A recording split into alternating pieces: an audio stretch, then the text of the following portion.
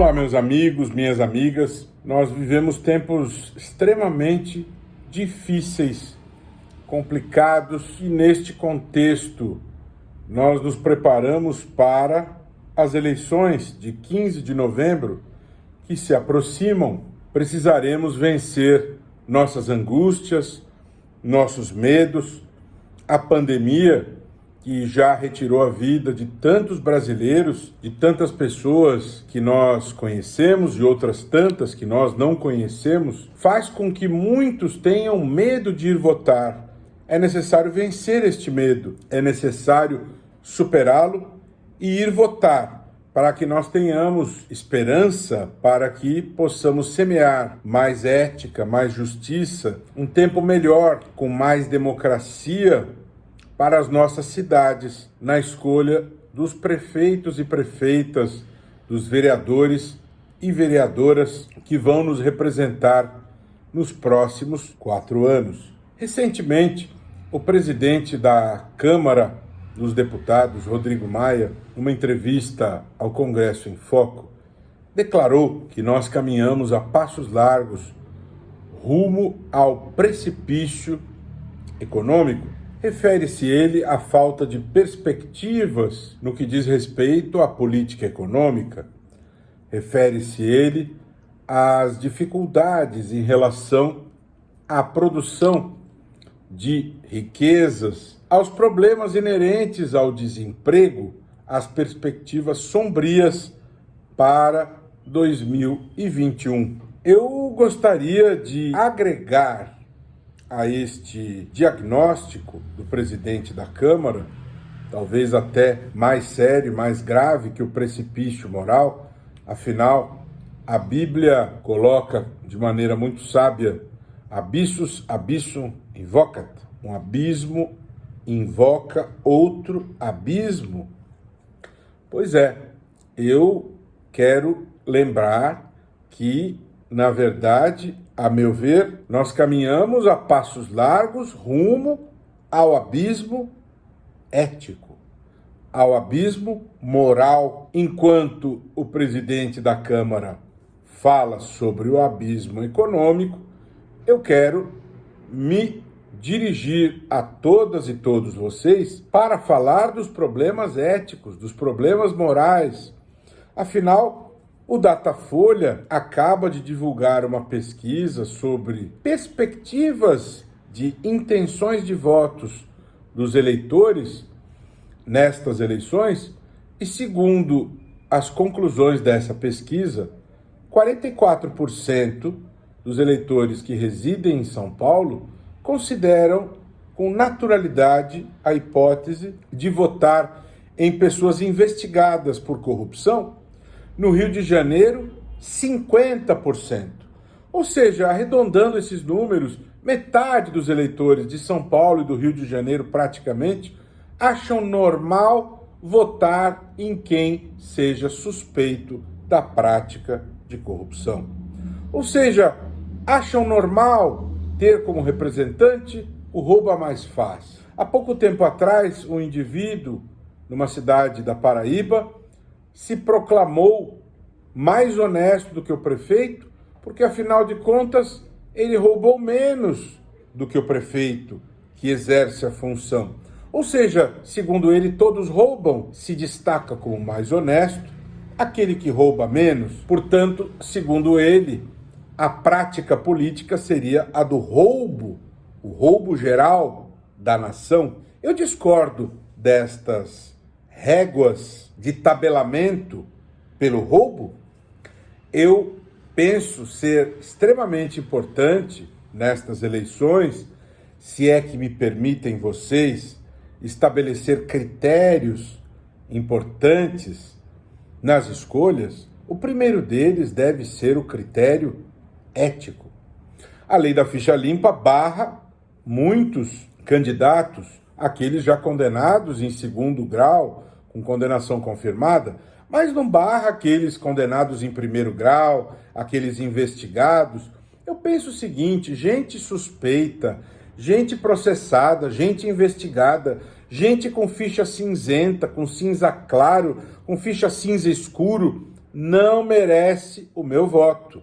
E eu, se fosse você, eu excluiria dos meus possíveis candidatos aqueles suspeitos de desviar dinheiro público, de usar funcionário público em benefício particular, de se apropriar de coisa pública. Esses não merecem o meu voto. Eu me preocuparia muito em aumentar a representação política das mulheres. Isso é importante. Elas estão presentes numa fatia pequena, assim como os negros, assim como o segmento LGBTQI+, é necessário ampliar essas fatias. Voltando ao que eu comentava inicialmente, eu acho que nós nos dirigimos a passos largos para o abismo ético, porque não vejo o Congresso Nacional comprometido com a agenda ética. Não vejo o Congresso Nacional cuidando da agenda anticorrupção. Não vejo a Presidência da República, a exemplo do que disse em campanha, cuidando desta agenda. Muito pelo contrário, a medida provisória 966 propôs a blindagem de agentes públicos que cometessem corrupção durante a pandemia, simplesmente não puni-los. Opacidade durante a pandemia, que obrigou o Brasil a formar um consórcio de veículos de imprensa, é algo absolutamente surreal, que surpreendeu o mundo. Portanto, tanto o governo federal como a Câmara dos Deputados têm nos dado exemplos ruins. Por que o presidente da Câmara não coloca em votação a PEC que propõe o fim do foro privilegiado, de autoria do senador Álvaro Dias? Por que a presidência da Câmara não enaltece a importância de se votar a prisão após condenação em segundo grau, que em última análise significa uma luta firme contra a impunidade? Por quê? Não vejo respostas. Vejo o exercício do poder visando o alto benefício. Vejo movimentações dentro da Câmara por parte do deputado Carlos Zaratini em prol de um substitutivo para enfraquecer o combate à corrupção. Refiro-me ao PL 10887 de 2018, que fala em mudar a lei de improbidade, e esse substitutivo Zaratini propõe o enfraquecimento da lei de improbidade, propõe a impunidade da contratação de parentes, do nepotismo, das carteiradas, dos funcionários que não prestam informações nos termos da Lei de Acesso à Informação. Tudo isso fica impune nos termos do substitutivo Zaratini. Propõe estabelecer prazo de duração do inquérito civil, onde já se viu há casos difíceis, complicados. Como é que você tabela a duração de uma investigação? Portanto, isso é bastante preocupante, sem falar da comissão que a Câmara estabeleceu para rever a lei de lavagem de dinheiro. O mundo se preocupa em punir a lavagem de dinheiro e a Câmara monta uma comissão que dá sinais que pretende enfraquecer a punição da lavagem de dinheiro. Quem compõe essa comissão? Advogados de acusados de lavagem de dinheiro, como Gedel Vieira Lima, como Eduardo Cunha, como Lula, e o relator da comissão é o juiz Ney Belo Filho, que concedeu prisão domiciliar a Gedel. É como você querer mudar a lei que pune abusos contra crianças, colocando na comissão advogados de abusadores de crianças, colocando na comissão para ser o relator um juiz que absolve abusadores ou que concede benefícios a abusadores. No mínimo, tem que haver equilíbrio na composição dessa comissão que revê esta lei. Lembrando que, se o Brasil recua na punição da lavagem de dinheiro, pode sofrer consequências no plano internacional. A OCDE, o GAFI, com certeza responderão de maneira negativa a este reposicionamento do Brasil. Para obtermos financiamentos internacionais, a OCDE é ouvida. Se o Brasil recuar em relação à punição da lavagem de dinheiro, teremos dificuldades de ingressar na OCDE, teremos dificuldades de obter esses recursos no pós-pandemia, recursos tão importantes para nos reerguermos depois de toda essa tragédia que se abateu sobre nós e sobre todo o mundo em decorrência da pandemia. Portanto, é necessário ter atenção, porque se nós caminhamos a passos largos para o precipício econômico, também estamos caminhando a passos largos para o precipício ético e moral, quando não combatemos com vigor a corrupção, quando preparamos mudanças legais que podem contribuir para a impunidade. Num estalo, se aprovou no ano passado a Lei 13.964, que permite o uso de dinheiro do fundo partidário para a compra de iates de luxo, aviões, helicópteros com dinheiro do fundo partidário. Isso se aprova com rapidez e não medidas para combater com eficiência a corrupção. A sociedade não quer medidas fracas no combate à corrupção. E é necessário que se tenha sempre em mente que o princípio mais importante da Constituição é o da supremacia do interesse público.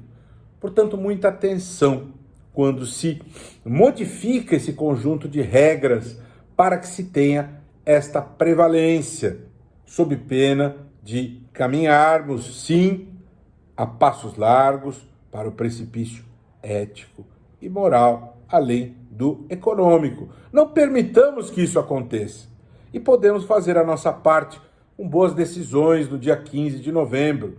Inclusive, retirando do poder aqueles que já estão ali há vários mandatos nas câmaras. A gente que está ali há 3, 4, 5, 6 mandatos, chamados políticos profissionais. E como se muda isso? Simples, basta apertar o botão verde e promover a renovação. Ah, mas ele está indo bem. Salva de palmas. Vamos dar a ele uma cocada de presente, um ramalhete de flores, aplaudir. Mas vamos colocar nas câmaras municipais sangue novo. Democracia, república, é isso, alternância no poder. República significa alternância no poder. Então, dia 15 de novembro, decisões sábias, cuidadosas, conscientes, pesquisa dos nomes com antecedência. Não deixe para a última hora.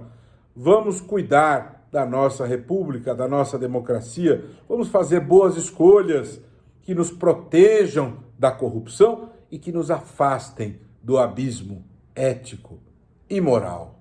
Nós podemos fazer a nossa parte. Cada um tem o poder de um grãozinho, de grão em grão, nós chegamos lá. Um grande abraço, até a próxima.